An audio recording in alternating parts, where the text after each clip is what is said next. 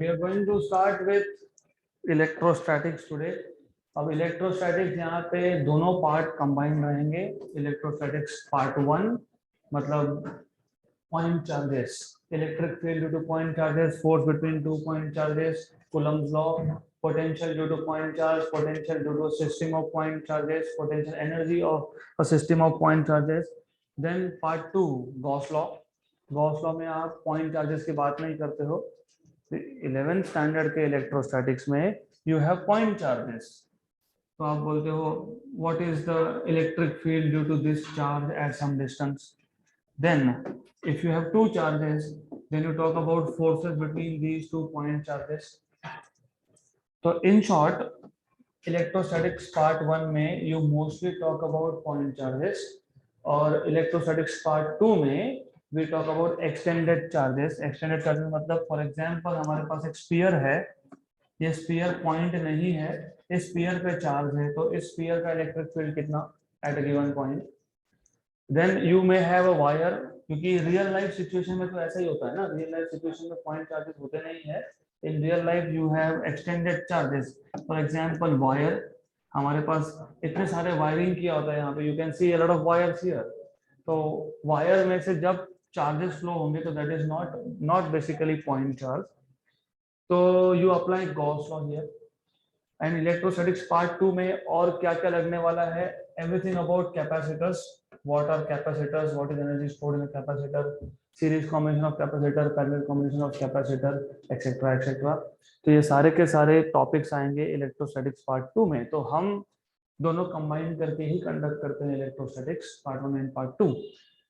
And questions will be randomly, they are not bifurcated कि पहले part 1 के फिर पार्ट 2 के, they will just come mixed. तो क्वेश्चन नंबर 1, सरफेस डेंसिटी. जब जब डेंसिटी वर्ड यूज हो मतलब समझ लेना कि पॉइंट चार्ज नहीं है, charge is distributed over a surface. The surface density of charge on a charge conducting sphere of radius capital R in terms of electric field intensity E at a distance small r in free space where small r is greater than capital R epsilon 0 is permittivity of free space is. आपको पूछा है surface density का equation क्या है. In short हमारे पास एक charge conducting sphere है, हमारे पास एक कंडक्टिंग स्फीयर है मतलब इसके ऊपर चार्जेस है. ये जो स्फीयर है इसका रेडियस है कैपिटल आर. तो बाय डिफॉल्ट, वैसे भी बाय डिफॉल्ट जिस स्फीयर पे चार्ज होता है मतलब कंडक्टर जो होता है उसका रेडियस हम लेते हैं capital R by default, right. तो हमारे पास जो कंडक्टर था उसका रेडियस है आर. आगे बोला है आपको चार्ज डेंसिटी का इक्वेशन चाहिए. What is charge density? Charge per unit area, right. तो आपको चार्ज डेंसिटी का इक्वेशन चाहिए इन terms of electric field intensity. तो ये जो आपके पास चार्ज कंडक्टिंग स्फीयर है, ये इस पे टोटल चार्ज है प्लस क्यू, इस पे टोटल चार्ज प्लस क्यू है. ये क्या करेगा, ये इलेक्ट्रिक फील्ड जनरेट करेगा. कहाँ पे? सराउंडिंग रीजन में. हमको बोला है हमारे पास और एक पॉइंट है स्मॉल आर.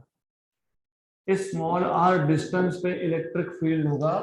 हमको लिखना है charge density in terms of electric field at a distance of small R from the centre of conductor. तो सबसे पहले आपको ये पता होना चाहिए how to find out electric field due to this charge conductor. तो I hope you know what is Gauss law. तो Gauss law के हिसाब से सबसे पहले आपको चार्ज को एनक्लोज करना पड़ता है. एनक्लोज करना मतलब हर डायरेक्शन से क्लोज करना. इफ यू रिमेंबर, याद होना चाहिए था वैसे ये, तो you should know to apply Gauss law. सबसे पहले जो आपके पास चार्ज है उसको हर एक डायरेक्शन से एनक्लोज करो. तो ये करने के लिए जो भी शेप का कंडक्टर होगा, हमारे पास कंडक्टर कौन से शेप का है? स्फीयर. उसी शेप का एक और इमेजिनरी सरफेस ड्रॉ कर लेना. ये एक इमेजिनरी सरफेस है, इसको बोलते हैं गॉसियन सरफेस, और इसका रेडियस कितना? Small R. तो बाय रूल स्मॉल आर मतलब होगा रेडियस ऑफ गॉसियन सरफेस. यहाँ पे गॉसियन सरफेस कौन है? स्फीयर है। स्फीयर क्यों है? क्योंकि कंडक्टर का शेप क्या था? स्फीयर। अगर कंडक्टर वायर होता, अगर कंडक्टर वायर होता तो गॉसियन सरफेस सिलेंडर होता, क्योंकि वायर का शेप क्या होता है? सिलेंड्रिकल। तो जो शेप, जो कुछ शेप कंडक्टर का होगा वही शेप होगा इसका इमेजिनरी सरफेस का। इस इमेजिनरी सरफेस को क्या नाम बोलते हैं? Gaussian surface. इसी गॉसियन सरफेस को वायर के केस में बोलते हैं गॉसियन सिलेंडर। इसी गॉसियन सरफेस को स्फीयर के केस में बोलते हैं गॉसियन स्फीयर। राइट? तो रिमेंबर दिस, जो शेप का कंडक्टर उस शेप का इमेजिनरी ज्योमेट्रिकल फिगर, तो यहाँ पे वो imaginary geometrical surfaces Gaussian sphere. Then you should know what is Gauss law. First of all आपको बेसिक्स पता होना चाहिए। You should no electric lines of forces. Electric lines of force कहाँ से स्टार्ट होते हैं? पॉजिटिव से। कहाँ पे खत्म होते हैं? नेगेटिव। लेकिन अगर हमारे पास सिर्फ पॉजिटिव चार्ज है तो we only talk about starting point. खत्म कहाँ हो रहा है? इन्फिनिटी पे, क्योंकि हमारे पास सिर्फ पॉजिटिव चार्ज है। तो पॉजिटिव चार्ज के केस में electric field lines they go away in all direction. इसको और एक नाम है, इसको बोलते हैं radial field, because the field is going radially outwards. तो पॉजिटिव चार्ज के केस में याद रखना, पॉजिटिव चार्ज के केस में electric field is going away in all direction.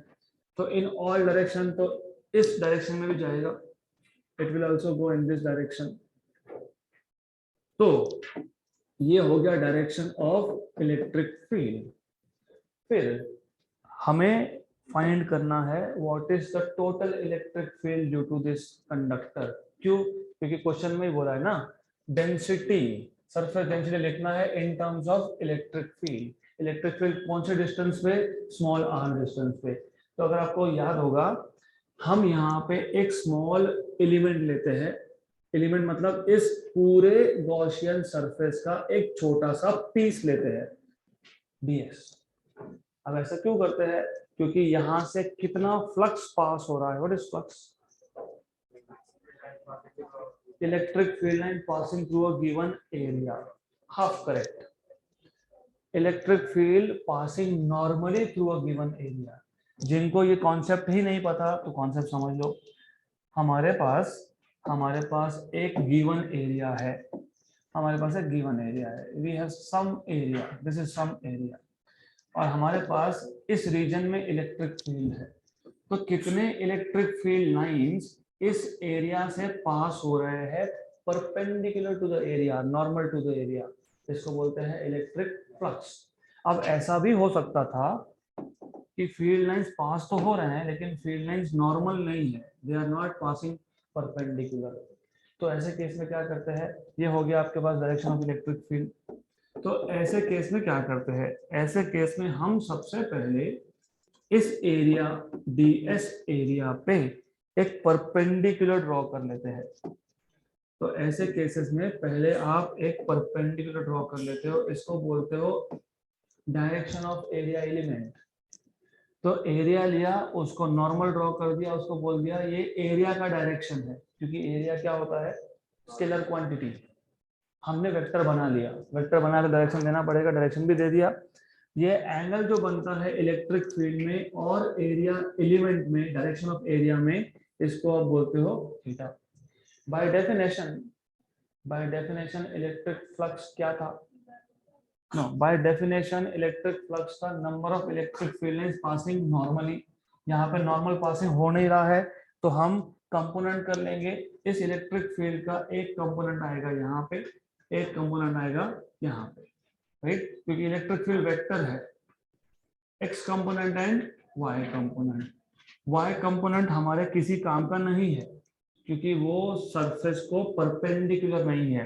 Flux define करने के लिए इलेक्ट्रिक फील्ड का कौन सा कंपोनेंट देखना है? परपेंडिकुलर। तो ये कंपोनेंट आता है ई कॉस थीटा। कैसे? एंगल को जो भी एडजेसेंट हो वो कॉस ही होता है। दूसरा कंपोनेंट कौन सा था? यहाँ पे ये कौन सा था? E sine theta, correct? Then क्या एक ही लाइन होगा क्या इलेक्ट्रिक फील्ड का? No, you will have many lines. यहाँ से भी लाइंस होंगे, यहाँ से भी लाइंस होंगे। तो इलेक्ट्रिक फील्ड के बहुत सारे लाइंस पास हो रहे हैं, तो इलेक्ट्रिक फील्ड के बहुत सारे लाइंस के components E cos theta, E cos theta, E cos theta, ये सारे ई कॉस थीटा ये पूरे के पूरे एरिया से पास होंगे। तो टोटल फ्लक्स कैसे निकालते हो? टोटल फ्लक्स बोलते हो आप E cos theta multiplied by ds. This is the total flux through this area ds. Do you remember what is a bar dot b bar? A bar dot b bar is ab cos theta. तो e ds cos theta आ जाएगा e bar dot ds bar. Remember this. Where theta is angle between electric field and area. अगर ऐसा होता, जो नहीं है लेकिन होता, अगर इलेक्ट्रिक फील्ड डायरेक्टली नॉर्मल जाता तो एंगल कितना? 0.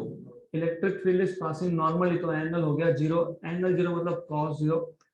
cos 0 is 1. तो फ्लक्स कितना आ गया? EDS, right? अब हमको करना क्या है?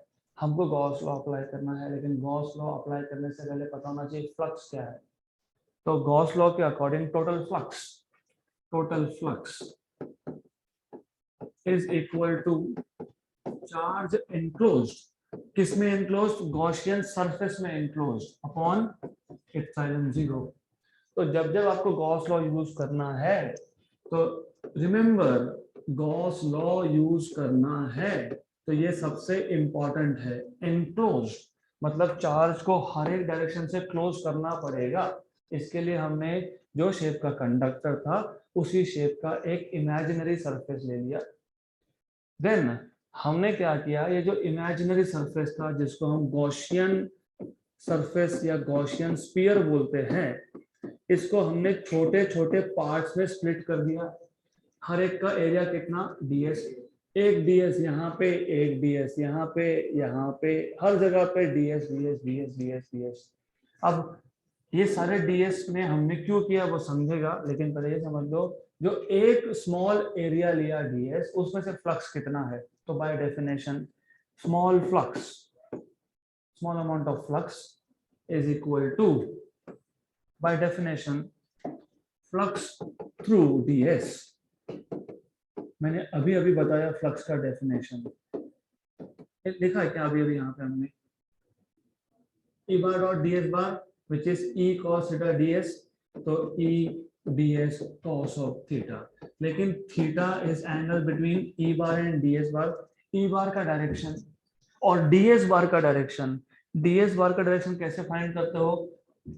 परपेंडिकुलर ड्रॉ करते हो। कहाँ पे? सरफेस पे। तो यहाँ पे मैं सरफेस पे अगर परपेंडिकुलर ड्रॉ करूं तो वो और E दोनों के दोनों सेम डायरेक्शन में, तो एंगल कितना? 0। तो E ds cos of 0, what is cos 0? 1। तो कितना आ गया? E ds। बट ये फ्लक्स किसमें से है? ये फ्लक्स स्मॉल एरिया में से है। हमको किसकी बात करनी है? टोटल फ्लक्स की। क्यों टोटल फ्लक्स की? क्योंकि इलेक्ट्रिक फील्ड अगर यहाँ से पास हो रहा है तो इलेक्ट्रिक फील्ड यहाँ से भी पास हो रहा है। इलेक्ट्रिक फील्ड यहाँ से भी पास होगा, इलेक्ट्रिक फील्ड यहाँ से भी पास होगा, वो यहाँ से भी जाएगा, वो यहाँ से भी जाएगा। और हर जगह पे हमने क्या करके रखा है? स्मॉल ds लेके ही रखे हैं, मतलब फ्लक्स तो हर एक ds में से पास होगा। तो अगर हमको टोटल फ्लक्स निकालना है तो टोटल फ्लक्स कैसे करोगे? Addition of flux through all this ds। Addition कब करते हो? जब डिस्क्रीट हो, मतलब एक एरिया एक जगह पे, दूसरा एरिया दूसरी जगह पे। पर ऐसा है क्या? नहीं, हमने कंटिन्यूअसली लिया है, ds फिर ds फिर ds फिर ds फिर ds। तो you have taken continuous small elements. इसका मतलब आपको अगर टोटल फ्लक्स निकालना है तो total flux can be obtained by integration. तो total flux is equal to integration. किसका integration? All the small fluxes. जितना फ्लक्स एक में से जाएगा उतना ही फ्लक्स दूसरे में से जाएगा, उतना ही फ्लक्स तीसरे में से जाएगा, सबको ऐड करोगे मतलब इंटीग्रेट करोगे। इंटीग्रेशन हमारे पास ये क्या आया? EDS, right? याद रखना, मैथमेटिकली डेरिवेटिव हो या इंटीग्रेशन हो या लिमिट्स हो, कांस्टेंट को निकालते हो बाहर। अब यहाँ पे E है कांस्टेंट। E कांस्टेंट कैसे? तो 11th का बेसिक लगेगा। इलेक्ट्रिक फील्ड का फॉर्मूला याद है, 1/4πε0 Q/r²। मैंने ds चाहे यहाँ पे लिया होता या यहाँ पे लिया होता या यहाँ पे लिया होता या कहीं भी लिया होता सरफेस पे, करेक्ट, राइट। सारे के सारे सरफेस का डिस्टेंस क्या है, सेम। आपने अभी अभी बताया इलेक्ट्रिक फील्ड डिपेंड करता है चार्ज पे और डिस्टेंस के स्क्वायर पे। डिस्टेंस है सेम, चार्ज भी है सेम। इस ds के लिए अंदर कितना चार्ज q, इस ds के लिए अंदर कितना चार्ज q, या फिर इस ds के लिए अंदर कितना चार्ज q। तो charge for each ds is same and distance of each ds is also same. तो electric field is same. Doesn't matter आप इलेक्ट्रिक फील्ड p पॉइंट पे फाइंड कर रहे हो या इलेक्ट्रिक फील्ड कुछ r पॉइंट पे फाइंड कर रहे हो या कहीं और पॉइंट पे फाइंड कर रहे हो, इलेक्ट्रिक फील्ड पूरे के पूरे गॉसियन सरफेस पे क्या होगा, सेम। तो क्या होगा, कांस्टेंट। तो कांस्टेंट मतलब यहाँ पे E को बाहर निकाल दिया, इंटीग्रेशन ds। अब सबसे पहली गलती यहाँ पे होती है, this is the first mistake that you do. Integration ds मतलब हमने जितने भी ds लिए हैं सबको ऐड करेंगे। तो क्या मिलेगा, सबको ऐड करते गया तो मुझे क्या मिलेगा, पूरे के पूरे गॉसियन स्फीयर का area. What is area of Gaussian sphere, 4πr²। तो 4π कौन सा r, स्मॉल। तो जब फ्लक्स फाइंड करते हो ना, फ्लक्स इमेजिनरी सरफेस से पास हो रहा है, तो एरिया किसका होगा, इमेजिनरी सरफेस का। तो 4πr²। This is one thing you should no. अब ये जो है टोटल फ्लक्स, इक्वेशन नंबर 2 मैं सब्स्टिट्यूट कर दूंगा इक्वेशन नंबर 1 में। Therefore from equation number 1 and 2, from equation number 1 and 2 total flux कितना है, total flux E 4πr² Q/ε0। तो आपके पास Q is equal to E ε0 4πr² आ गया, इक्वेशन नंबर 3। बट हमको ऑलरेडी पता है by definition, do you know what is definition of charge density, but sigma is charge upon area, but sigma is equal to charge upon area. तो charge equal to sigma into area. किसका area, Gaussian surface का नहीं, जिसके ऊपर charge है उसका। Charge किस पे था, कंडक्टर पे था। गॉसियन सरफेस तो इमेजिनरी है जहां से फ्लक्स पास हो रहा है। तो that is mistake number 2। Flux is through imaginary Gaussian surface, charge is on conductor. Conductor का रेडियस कितना है, कैपिटल R, गॉसियन का कितना है, स्मॉल r, तो कैपिटल R। Equation number 4। अब इक्वेशन नंबर 3 और इक्वेशन नंबर 4 दोनों का लेफ्ट हैंड साइड क्या है, सेम। तो from equation number 3 and 4 left hand side is same, मतलब right hand side will be same. E ε0 4πr² E ε0 4πr² equal to sigma 4π capital R²। 4π cancel, क्या बचा, ε0 E small r² upon capital R², मतलब दोनों का square equal to sigma. हमको क्या पूछा था, हमको सिग्मा पूछा था। See, if you have that ε0 E small r by capital R का square, option number C. So this is how you are supposed to solve this question.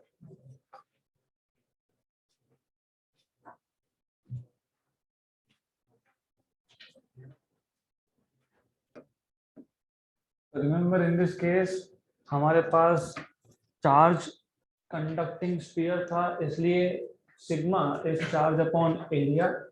Sometimes आपके पास एक स्ट्रेट लॉन्ग वायर दिया होगा, in that case charge is on length, तो वहां पे आएगा charge per unit length. ये कूलम पर मीटर स्क्वायर होता है, वो कूलम पर मीटर होता है, तो डिफरेंस पता होना चाहिए। You need to remember the basic difference between these two. And approach of solving the question is very easy. In reality, I was expecting कि आपको डायरेक्टली ये पता होना चाहिए, electric field at a distance r due to a conducting sphere is 1/4πε0 Q/r²।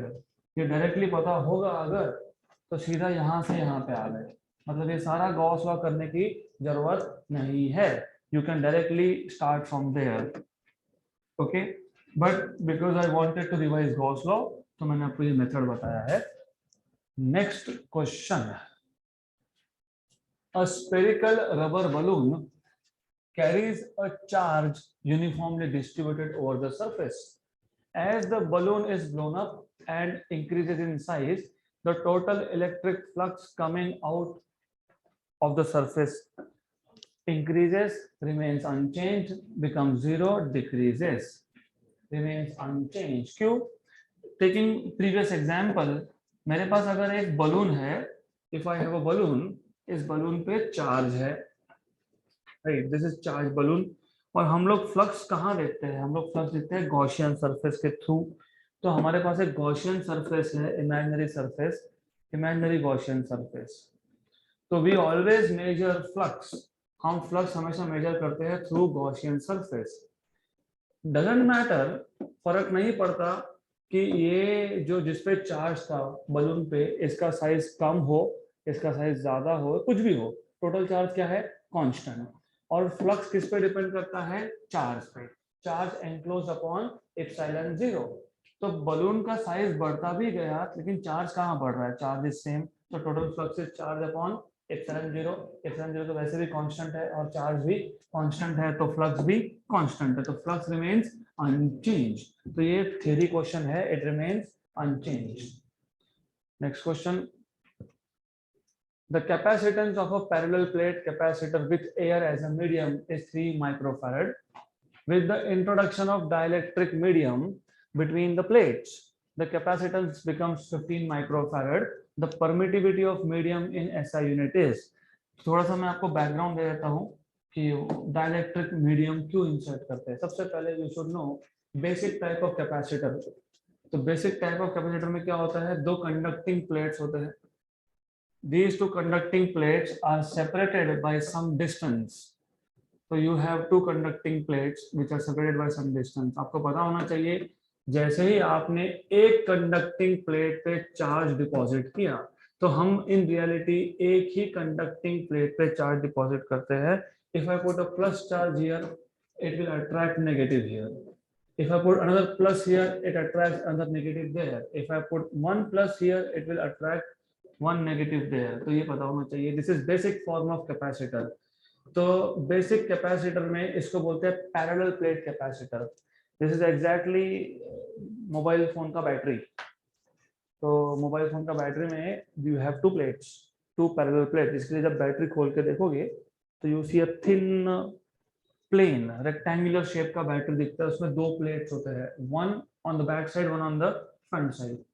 अब problem क्या है, अगर आपको याद होगा, जो याद होना चाहिए, वेल बाय द वे इसको बोलते हैं एयर कैपेसिटर, क्योंकि दोनों प्लेट्स के बीच में क्या है, एयर, नथिंग मतलब air. You should know capacity of air capacitor, इसको डिनोट करते हैं CO। जहां जहां एटमॉस्फेयर एयर की बात आई, CO, it is epsilon 0 A by D। And capacity, इसका मतलब क्या, capacity is the ability of a capacitor to store electrical energy. Electrical energy मतलब चार्ज स्टोर करने का कैपेसिटी। यू नो, आप मोबाइल फोन लेते हो तो यू चेक, अरे 5000 mAh का बैटरी है, 6000 mAh का बैटरी है।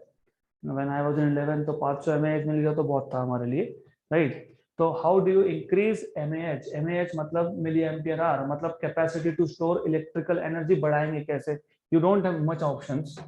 या तो एरिया ऑफ द प्लेट बढ़ा दो, एरिया ऑफ द प्लेट बढ़ाना मतलब बैटरी का साइज बढ़ाना, बैटरी का साइज बढ़ेगा तो मोबाइल फोन का साइज बढ़ेगा और वो हेवी भी हो जाएगा, तो वो ऑप्शन तो है नहीं। We can not make mobile phones of this size, pocket में लेके नहीं घूम सकते, तो मोबाइल फोन्स तो आपको छोटे ही चाहिए, तो एरिया बढ़ाना तो ऑप्शन है नहीं। दूसरा ऑप्शन क्या है, डिस्टेंस को कम करना, प्लेट, दोनों प्लेट्स के डिस्टेंस को कम करना। इसका भी एक लिमिट है, क्योंकि अगर मैंने ज्यादा डिस्टेंस कम कर दिया तो ये दोनों प्लेट्स हो जाएंगे टच, और टच हो गया मतलब दो कंडक्टर का बन गया एक कंडक्टर।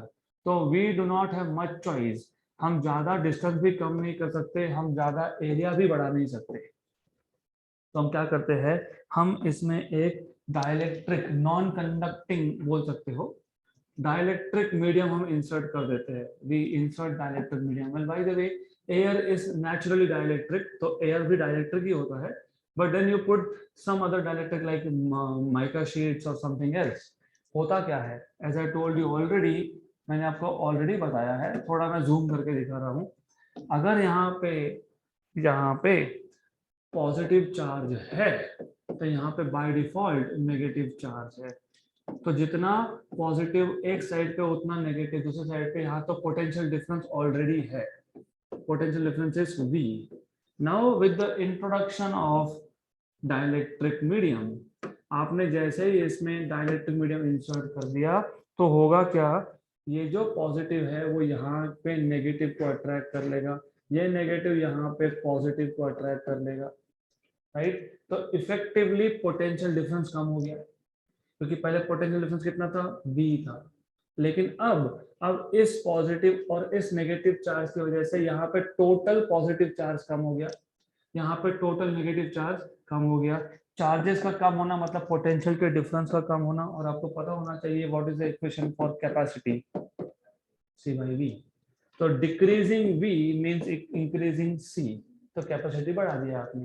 ये जो चार्जेस यहाँ पे आए इसको बोलते हैं इंड्यूस्ड चार्जेस, राइट। तो पहले इतना बेसिक्स पता होगा तो ही कुछ आगे होगा। एंड बाय द वे ये जो डाइलेक्ट्रिक मीडियम आपने इंसर्ट किया, तो अब कैपेसिटर का कैपेसिटी चेंज हो गया, it is given by K into C0 where K is dielectric constant of the medium। तो एयर का डाइलेक्ट्रिक कांस्टेंट होता है 1, राइट। अगर आप कुछ ऐसा सब्सटेंस डाल रहे हो जिसका डाइलेक्ट्रिक कांस्टेंट 2 है, मतलब आप कैपेसिटी को ट्वाइस कर रहे हो, जितना एयर में होगा उससे डबल हो जाएगा। तो this is what you need to know. इतना पता है तो क्वेश्चन सॉल्व हो सकता है। The capacitance of a parallel plate capacitor with air as medium is 3 microfarad. मतलब आपको दिया क्या है, आपको C0 दिया है which is A epsilon 0 by D। इसकी वैल्यू कितनी है, 3 माइक्रोफैरड। अब क्या बोला है, with the introduction of dielectric medium between the plates the new capacity becomes 15 microfarad. Capacitance is 15 microfarad, मतलब new capacity is 15 microfarad with introduction of some dielectric medium, मतलब K times of C0, मतलब ये आ जाएगा K C0 is A epsilon 0 upon D which is equal to 15 microfarad। But आपको पता होना चाहिए K into epsilon 0, what is epsilon 0? permittivity of free space या फिर permittivity of air। K into epsilon 0 is permittivity of medium, तो ये हो गया permittivity of medium A upon D। ये कितना आ गया, 15 माइक्रोफैरड आ गया। आपको क्या पूछा था, आपको पूछा है परमिटिविटी ऑफ द मीडियम, मतलब क्या पूछा है, EM पूछा है, एप्सिलॉन M पूछा है। तो इक्वेशन नंबर 2 को इक्वेशन नंबर 1 से डिवाइड कर दो। तो if you divide this two equations, तो equation 2 divided by equation 1 you have epsilon M A by D upon epsilon 0 A by D। A by D cancel, ये है 15 microfarad, ये है 3 माइक्रोफैरड, माइक्रो भी कैंसल, 1 जा एंड 5 जा। तो epsilon M is 5 times of epsilon 0। Epsilon 0 की value आपको दी है 8.85 into 10 power minus 12, तो 5 into 8.85 into 10 power minus 12। ज्यादा कैलकुलेशन करने के झंझट में पड़ना मत, 9 5 45 होता है, तो 45 से थोड़ा कम होगा, 45 से थोड़ा कम दिख रहा है हमको, 44.25 into 10 power minus 12, 44.25 into 10 power minus 12 मतलब कितना, मतलब 0.4425 into 10 power minus 10। तो ये हमको मिल जाएगा overall option number B.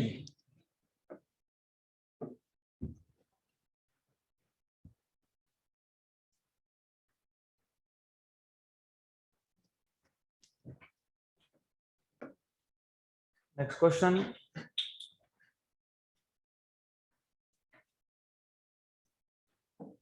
Five capacitors, each of capacity C, are connected as shown in figure.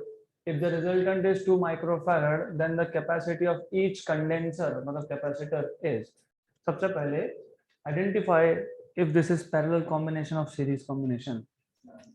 Series क्यों? क्योंकि कहीं पे भी जंक्शन पॉइंट नहीं है। What is junction? You know what is junction? Junction is a point from where current can split.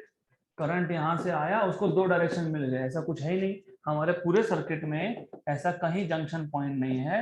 अगर current यहां से आएगा तो उसको ऐसा ही जाना है, उसको कोई दूसरा डायरेक्शन मिलने नहीं वाला।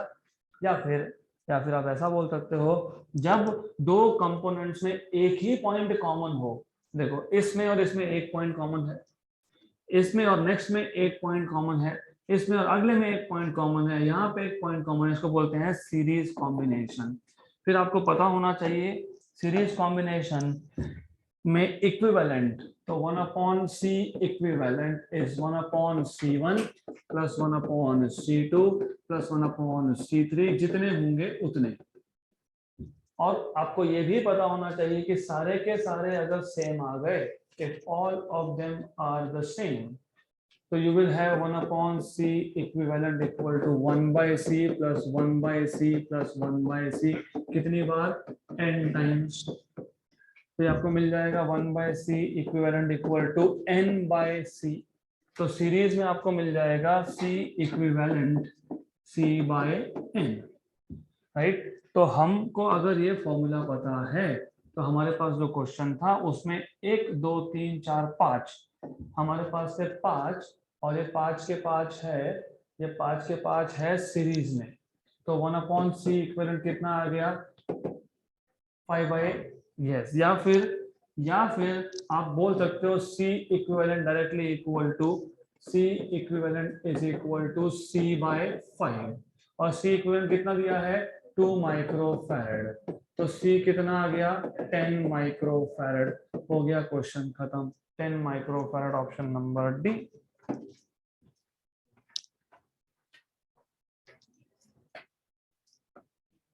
So just remember, for parallel combination,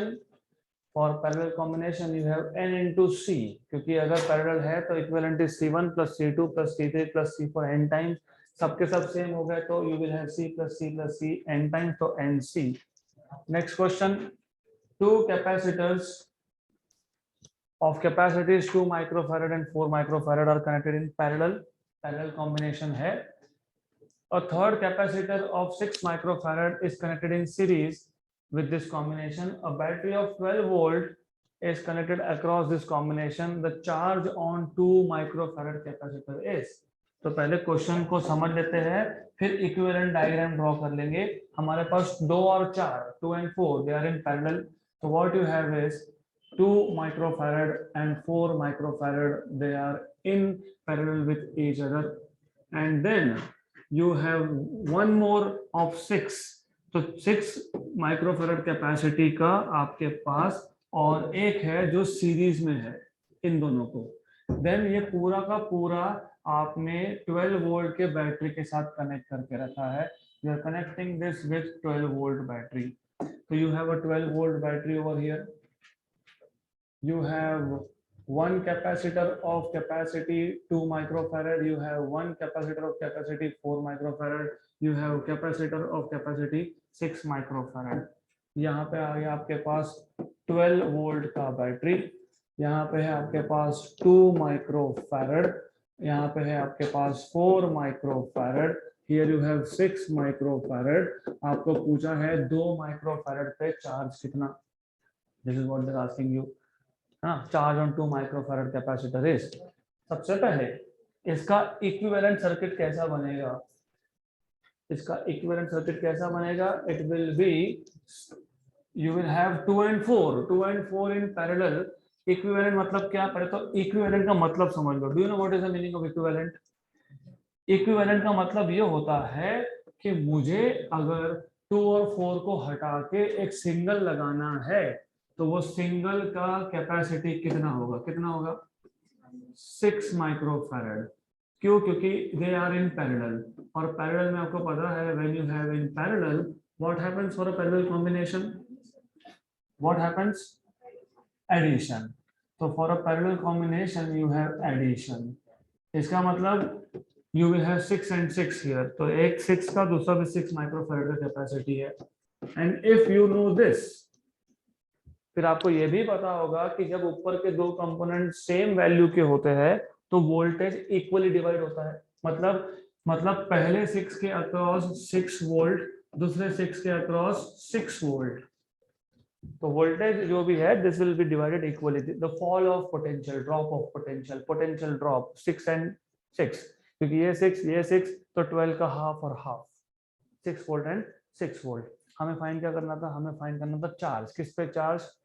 2 microfarad पे। अब इफ यू नो दिस, तो आपको और एक चीज पता होनी चाहिए, when you connect capacitors in series, imagine मेरे पास n कैपेसिटर्स है विच आर इन सीरीज, हमारे पास n कैपेसिटर्स इन सीरीज है, देन जितना चार्ज पहले कैपेसिटर पे है उतना ही चार्ज दूसरे पे है। Why? Because as you know already, यहाँ पे प्लस होगा तो उतना ही नेगेटिव यहाँ होगा। ये नेगेटिव बाहर पॉजिटिव को इंड्यूस कर देगा, ये पॉजिटिव सामने वाली प्लेट के बाहर नेगेटिव को इंड्यूस करेगा, ये नेगेटिव सामने अंदर की तरफ पॉजिटिव इंड्यूस करेगा। तो you should know that if connected in series, what is same? Charge is same. What is not same? Potential drop is not same. But when connected in parallel, क्योंकि remember ये 6 microfarad, यहाँ पे जो 6 microfarad था वो किससे बना था? It was formed from parallel combination of 2 and 4. तो you need to remember, हमारे पास जो 6 माइक्रोफैरड आया था, वेट अ मिनट, हमारे पास जो 6 माइक्रोफैरड आया था वो कहां से आया था? तो वो आया था 2 and 4 से। और ये जो 2 and 4 थे, यहाँ पे ये जो 2 and 4 है, दे आर इन पैरेलल। तो आपको ये पता होना चाहिए कि 6 के अक्रॉस कितना वोल्टेज? 6 वोल्ट। लेकिन ये 6 किससे बना है? 2 and 4 से। तो now if you have understood this, थोड़ा बेसिक्स पता होगा तो क्वेश्चन सॉल्व कर पाओगे, otherwise question can not be solve. थोड़ा डिफिकल्ट लेवल का क्वेश्चन है ये। You must know what is same for capacitors in parallel? Voltage is same, और इन दोनों के अक्रॉस वोल्टेज था कितना? 6 वोल्ट। तो 6 वोल्ट, इसका मतलब 6 वोल्ट आएगा 4 के अक्रॉस, और इसका मतलब है 6 वोल्ट आएगा 2 के अक्रॉस। हमें फाइंड क्या करना था? चार्ज। किस पे चार्ज? 2 माइक्रोफैरड पे चार्ज। तो यहाँ पे आपको ऑलरेडी बाय डेफिनेशन पता है, capacity C is equal to Q by V, Q equal to C into V। C कितना है? 2 इंटू 10 पावर माइनस 6। V कितना है? 6। कितना आ गया? 12 इंटू 10 पावर माइनस 6। तो 12 माइक्रोकूलम, ऐसा ऑप्शन होना चाहिए, option number A। So this is how you are supposed to solve this question.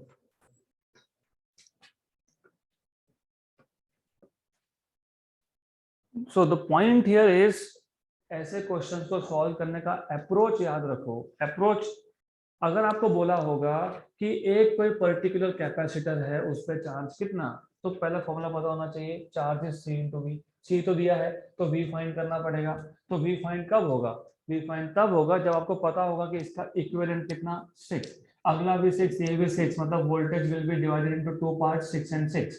6 is across 6 microfarad, मतलब 6 is across 4 microfarad and 2 microfarad. Just put value of V and done. Next question. Which of the following combination of 7 identical capacitors, each of 2 microfarad, gives resultant capacitance of 10 by 11 microfarad? हमारे पास 7 capacitor है 2 microfarad के, हमको resultant चाहिए 10 by 11। तो कैसे combine करोगे? We can solve this question orally, we will do it orally. 3 parallel में, parallel combination में जब लगाते हो तो फॉर्मूला क्या होता है? 1 by C1 plus 1 by C2 plus 1 by C3। Okay good. तो C1 plus C2 plus C3, तो 2 और 2 और 2 कितना हो गया? 6। तो यहां से मिल गया 6, 3 इन पैरेलल, ये दे देगा आपको 6, 4 in series, C/4, C/4, C/4 is 2/4, 2/4 मतलब 1/2। अब ये 1/2 और 6 they are in series again. नहीं समझ में आया, समझा देता हूँ, wait just a minute. 3 parallel में लगाए और 4 सीरीज में लगाए, मतलब वो आपको बोलना क्या चाह रहे हैं पहले वो समझ लो। तो you need to understand what they are trying to tell you. They are telling you this, 1, 2 और 3 ये किसमें, ये पैरेलल में, 1, 2, 3, 4 ये किसमें, सीरीज में। सबका कैपेसिटी क्या था, सेम था, 2 का था। तो ये पूरा का पूरा ये कितना दे देगा, मतलब 3 इंटू सी, राइट। ये आपको कितना दे देगा, C/4, 3 इंटू सी मतलब 3 इंटू 2 मतलब कितना, 6। ये कितना देगा, 2/4 मतलब कितना, 1/2, 1/2। अल्टीमेटली तो ऐसा नहीं भी करना होगा आपको, तो आप बोल सकते हो ये 4 और इन दोनों का कॉम्बिनेशन 5, 5 आर इन सीरीज, ठीक है। व्हाट इज 6 प्लस हाफ, 6.5 मतलब 13 अरे 6 प्लस हाफ कितना होता है, कितना होता है, 13/2, 13/2, राइट, क्लियर। लेकिन याद रखना ये सीरीज कॉम्बिनेशन है तो डायरेक्ट प्लस नहीं करोगे, तो क्या करोगे, क्या करोगे, ये 6 माइक्रोफैरड, ये 6 माइक्रोफैरड ये हाफ के साथ सीरीज में है, तो क्या करेंगे, 1/6, 1/C equivalent will be 1/6 plus 1/1/2। तो कितना आएगा ये 1/6 प्लस 2 तो कितना आएगा 13/6। तो C इक्विवेलेंट कितना आएगा 6/13। ये 10/11 है क्या, नहीं है। तो अब ऐसे ही मेथड से हमको ये सारे क्वेश्चन, सारे ऑप्शंस चेक करने हैं। 2 इन पैरेलल, 2 इन पैरेलल कितना 4, तो पैरेलल से आ गया आपके पास 4।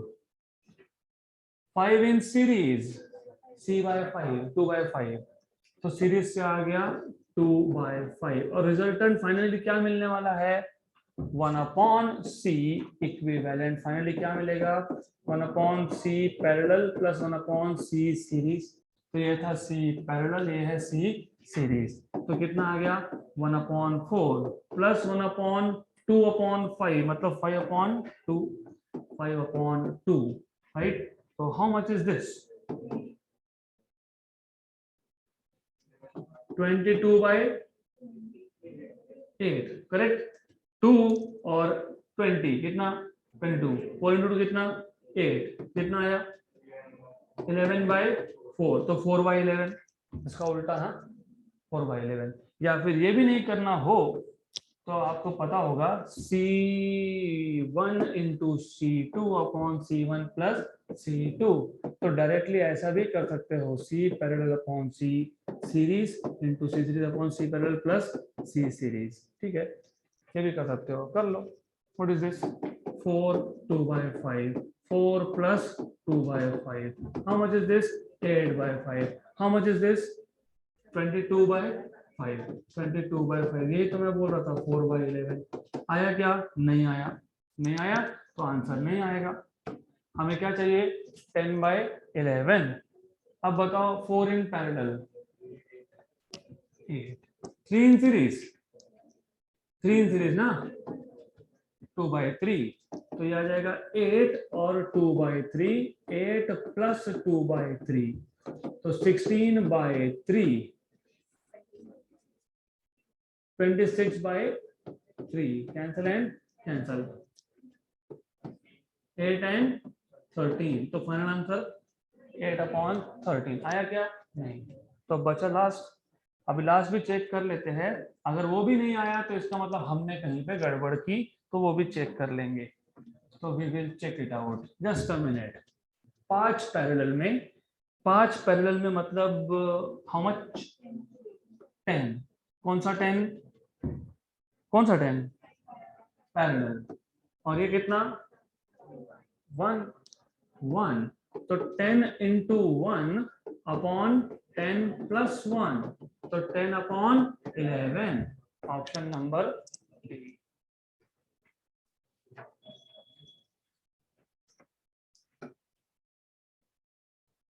तो इस केस में पता क्या होना चाहिए, 5 पैरेलल में, तो इक्विवेलेंट पैरेलल इक्विवेलेंट इज 10। दो सीरीज में दोनों की वैल्यू क्या है, सेम है, तो इक्विवेलेंट कितना, c/2, 2/2 कितना 1। फिर पैरेलल और series they are again in series, मतलब c इक्विवेलेंट, उसका फॉर्मूला क्या है, c1 c2 cp cs upon c1 plus c2 मतलब cp plus cs, तो आ गया 10/11। Next question, in a parallel plate air capacitor the distance between plates is reduced to 1/4, distance between plates reduced to 1/4 मतलब final distance d2 is d1/4 and the space between them is filled with dielectric medium of constant 2। तो पहले case में आपके पास air था, फिर आपने एक dielectric constant का मटेरियल इंसर्ट कर दिया। if the initial capacity is 4 microfarad, new capacity will be, initial capacity मतलब in presence of air and with distance d1, right. तो A एप्सिलॉन 0/d आपको दिया है, कितना दिया है, 4 माइक्रोफैरड। फिर आपने क्या किया, फिर आपने ऐसा किया, आपने यहाँ पे K वैल्यू का कांस्टेंट इंसर्ट किया है और इसकी वैल्यू d/4 कर दी है, बोला ना d/4, राइट। तो ये 4 कहाँ जाएगा, ऊपर जाएगा, तो 4K A एप्सिलॉन 0/d, लेकिन A एप्सिलॉन 0/d कितना है, 4, तो ये मिल जाएगा आपको। व्हाट इज K वैल्यू, 2, क्योंकि बोला है डाइलेक्ट्रिक कांस्टेंट की वैल्यू कितनी है, 2, और ये कितना है 4, 4 into 4 16 into 2, हाँ तो हो गया 32 माइक्रोफैरड न्यू कैपेसिटी है क्या, ऑप्शन नंबर ए।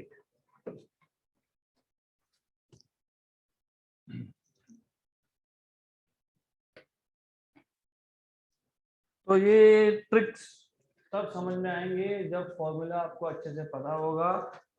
तो when you insert dielectric constant तो एक्स्ट्रा क्या आ गया, जब आपने d की वैल्यू d/4 कर दी तो एक्स्ट्रा 4 आ गया, तो 4K मतलब 4 into 2 8, 8 into 4 32। अगला question is a joke, which of the following molecule is a polar molecule. तो आपको पता होना चाहिए पोलर और नॉन पोलर मॉलिक्यूल्स क्या होते हैं, तो आंसर तो ऑप्शन नंबर डी है, but you should no polar and non polar मतलब क्या।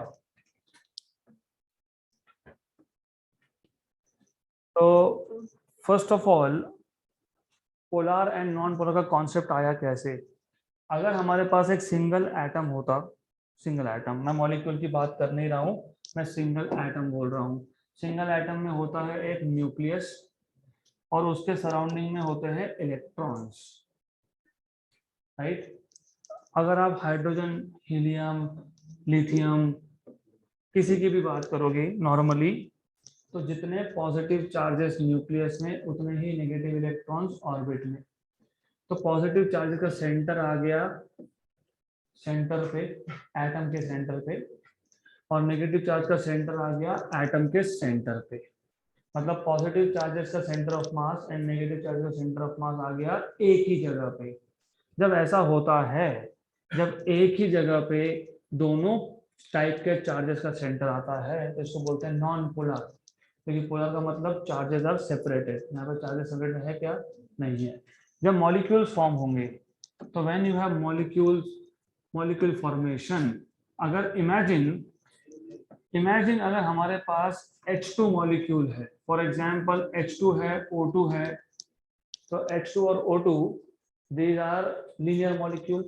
क्यों लीनियर मॉलिक्यूल्स, क्योंकि you should know they are along straight line, दो है तो स्ट्रेट लाइन के अलोंग ही होने वाले हैं दोनों।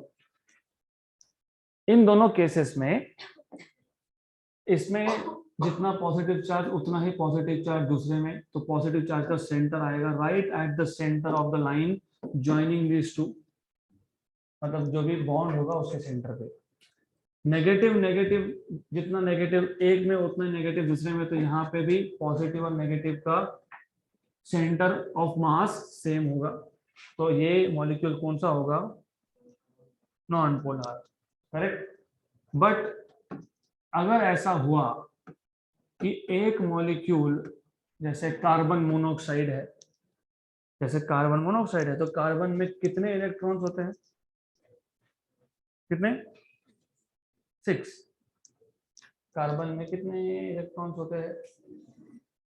कितने प्रोटॉन्स होते हैं? 6। ऑक्सीजन में कितने होते हैं? 8। तो एक दोनों एटम में से, मॉलिक्यूल में जो दो एटम्स इन्वॉल्व है, मॉलिक्यूल फॉर्मेशन में जो दो मॉलिक्यूल्स इन्वॉल्व है, उसमें से एक में पॉजिटिव चार्ज ज्यादा है, दूसरे में कम है। मैं सिर्फ ऑक्सीजन की बात करूंगा तो ऑक्सीजन के पॉजिटिव चार्ज और नेगेटिव चार्ज का सेंटर सेम है। मैं सिर्फ कार्बन की बात करूंगा तो उसका पॉजिटिव चार्ज और नेगेटिव चार्ज का सेंटर सेम है। लेकिन जब मैं मॉलिक्यूल की बात करता हूं तो ज्यादा चार्जेस कहां पे है? ऑक्सीजन। तो पॉजिटिव चार्ज कहां पे? Towards oxygen. नेगेटिव चार्ज का सेंटर कहां पे? Towards oxygen. फिर भी तो एक ही पॉइंट पे है, तो ये भी है पोलर की नॉन पोलर? Non polar. अब what have you understood? Linear molecules are normally non-polar. तो तीन तो यहाँ पे हमारे पास लीनियर ही है, तो नॉन लीनियर कौन? H2O। तो ऐसे केसेस में क्या होता है? ऐसे केसेस में पॉजिटिव चार्ज का सेंटर और नेगेटिव चार्ज का सेंटर एक जगह पे नहीं आता, they do not coincide, so such molecules are polar molecules. तो याद रखना, the molecules in which centre of positive and negative charge do not coincide, are polar molecule, and normally polar molecules are non-linear and linear molecules are non-polar. तो तीन तो linear थे तो they are non-polar, एक non-linear molecule that is polar। तो option number D खत्म question. अगला question, a charged conductor produces an electric field of intensity 10 power 3 volt per meter just outside its surface in vacuum, right?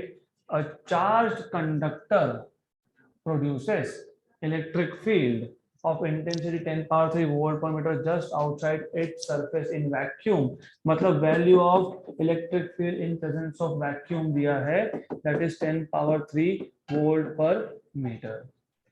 आगे बोला है then it produces the electric field of intensity E just outside it surface. मतलब point same है, पहले जिस point पे आप electric field find कर रहे थे अभी भी उसी पॉइंट पे इलेक्ट्रिक फील्ड फाइंड कर रहे हो, बट इन दिस केस, पहले केस में वैक्यूम था, अब आपको बोला है it is placed in a medium of dielectric constant 4। अगर आपको 11th स्टैंडर्ड का बेसिक्स पता होगा, मैं स्पेसिफिकली जब थ्योरी क्लासेस हम लेते थे तो मैंने बताया था इलेक्ट्रिक फील्ड का फॉर्मूला बताओ 1/4πε0, गलत, ε0 k Q/r²। अगर k की वैल्यू 1 हो गई तो वो हो जाता है एयर या वैक्यूम का केस। तो electric field E in general is 1/k, k को अलग लिख दो, 1/4πε0 Q/r²। I told you many times, मैंने बहुत बार बताया था कि k लिखते नहीं है क्योंकि बाय डिफॉल्ट हम अज्यूम करते हैं कि चार्ज का सराउंडिंग कौन है, वैक्यूम या फिर एयर, पर लिखना चाहिए। तो what is this? Electric field in presence of air upon क्या? k। फिर उसमें एक स्टेटमेंट भी था, बुक में एक स्टेटमेंट भी था, when you keep charges in some medium other than air or vacuum the net effect of electric field is reduced, क्योंकि डिनोमिनेटर में k है, ऊपर आता तो नेट इफेक्ट इज इंक्रीज। हो गया क्वेश्चन खत्म। क्या था ये? 10 पावर 3। 10 पावर 3 मतलब कितना? 1000। k की वैल्यू कितनी है? 4। तो 1000 में 4 कितना होता है? 250। Option number C.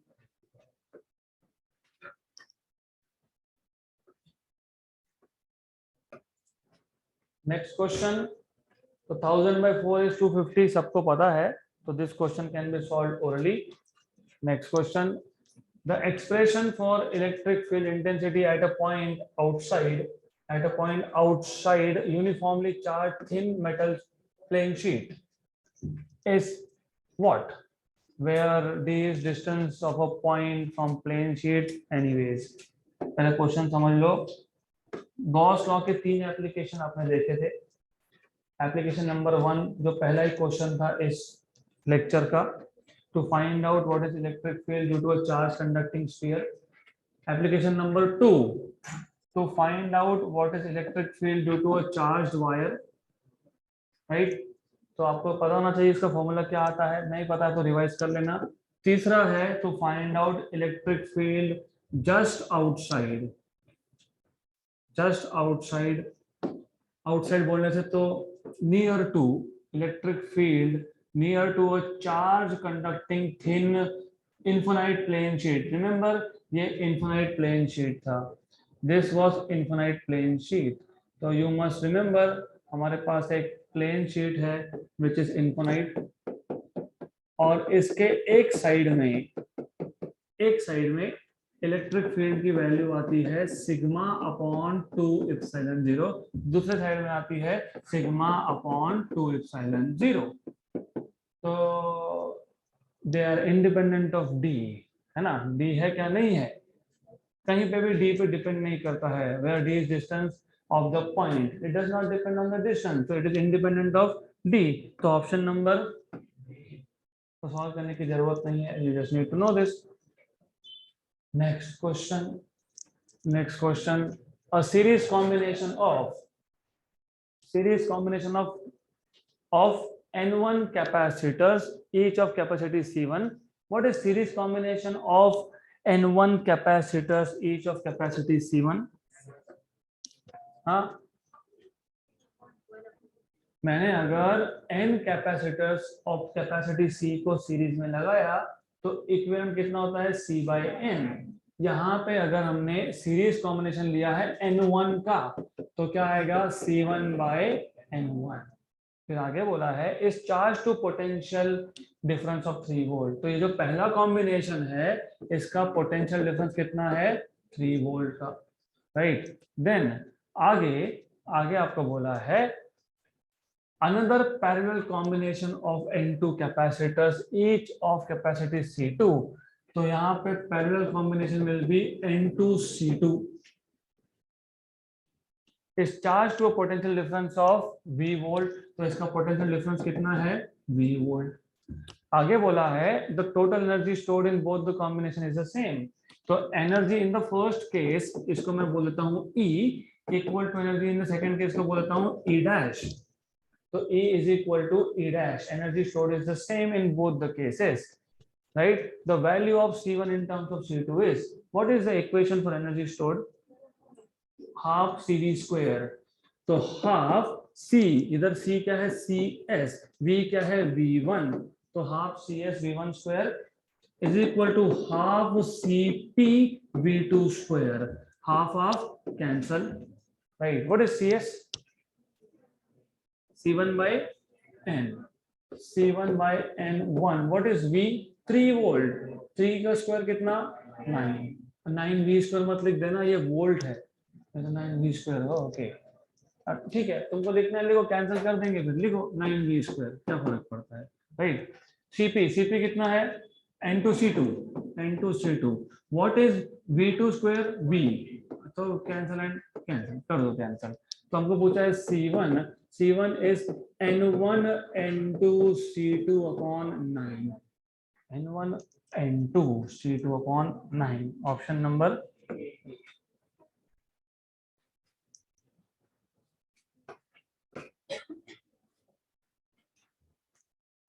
Next question,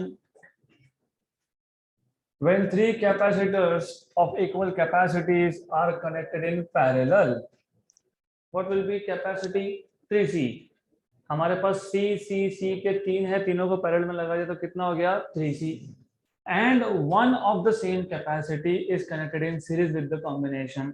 मतलब जो पहले हमारे पास 3 कैपेसिटर थे C and C, ये 3 थे पैरेलल में, इसके साथ एक C आ गया सीरीज में, राइट। तो यू शुड नो कि ये C और ये C तीनों मिलके बन गए 3C, राइट। और साथ में है एक और C, तो टोटल इक्विवेलेंट मैंने अभी अभी बताया Cp into C S upon Cp plus C S. तो Cp कितना 3c और Cs कितना c, तो 3c इंटू सी कितना 3c स्क्वायर। नीचे क्या आएगा 3c प्लस c, तो कितना आ जाएगा ये 3c square upon 4c, c और c कैंसल। तो इक्विवेलेंट कैपेसिटी कितनी आ गई 3c/4। आपको बोला है equivalent capacity is 3.75, find the value of each capacitance. तो ये आ गया 4/3 c equivalent. What is c equivalent? 3.75, right? 3.75. So how much is this?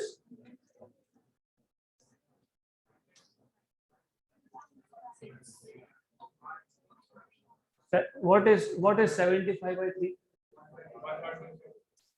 What is 75/3? Correct.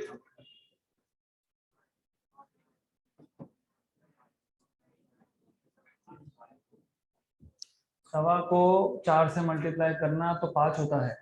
1.25 into 4, 1 into 4 is 4, 0.25 into 4 is 1, 1 plus 4 is 5, तो 5 microfarad, option number A.